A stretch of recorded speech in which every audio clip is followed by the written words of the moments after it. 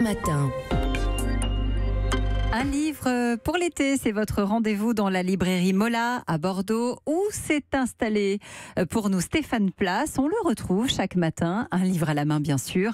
Aujourd'hui, L'enlèvement des Sabines qui est signé Émilie de Turckheim. Pas de bicyclette ou de stylo ou de yucca ou de coffret gourmandise, non, rien de tout cela. Lorsque Sabine quitte son entreprise, elle vient de démissionner. À l'occasion de son pot de départ, ses collègues lui offrent un cadeau pour le moins inattendu.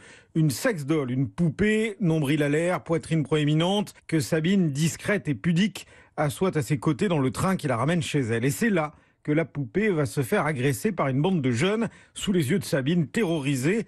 Point de départ d'une histoire qu'a beaucoup aimé Pierre Coutel, libraire chez Mola. C'est en fait le début d'un parcours où elle va peu à peu prendre conscience du fait qu'elle est entourée de gens qui, finalement, sous couvert de l'aimer, lui veulent plus ou moins du mal. Et le talent d'Émilie de Turckheim, c'est qu'elle rend tout ceci extrêmement drôle. Avec une mère complètement folle qui laisse sans arrêt des messages sur le répondeur de sa fille et une sœur qui a le but dans la vie d'être la femme la plus normale du monde, ce qui est évidemment un vœu un peu pieux. C'est un portrait de femme contemporaine par lequel Émilie de Turckheim rend bien compte de la position des femmes dans la société d'aujourd'hui. C'est un roman féministe d'une intelligence, d'une ouverture très grande, puisque l'idée c'est que l'autonomie et la libération des femmes vient par la libération de leur capacité créatrice. Et au fil des 208 pages, Sabine va beaucoup se confier à sa poupée. Cette femme lui raconte sa vie de couple avec Hans, son compagnon si charmant, créateur génial, mais petit tyran dans son métier de metteur en scène, et avec sa femme sur laquelle il exerce une véritable emprise. Dans L'enlèvement des Sabines, Émilie de Turckheim évoque la façon dont les femmes parviennent à déjouer la violence des hommes. Sabine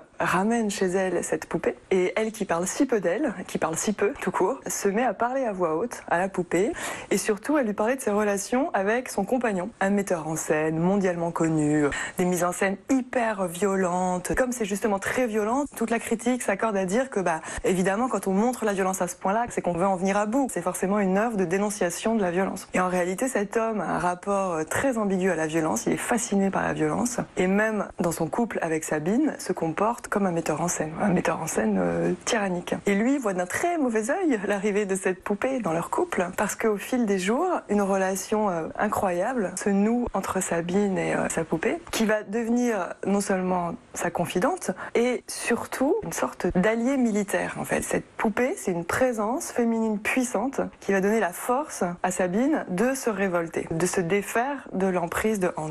L'enlèvement des Sabines d'Émilie de Turckheim est paru aux éditions Héloïse d'Ormesson. Merci Stéphane, à demain.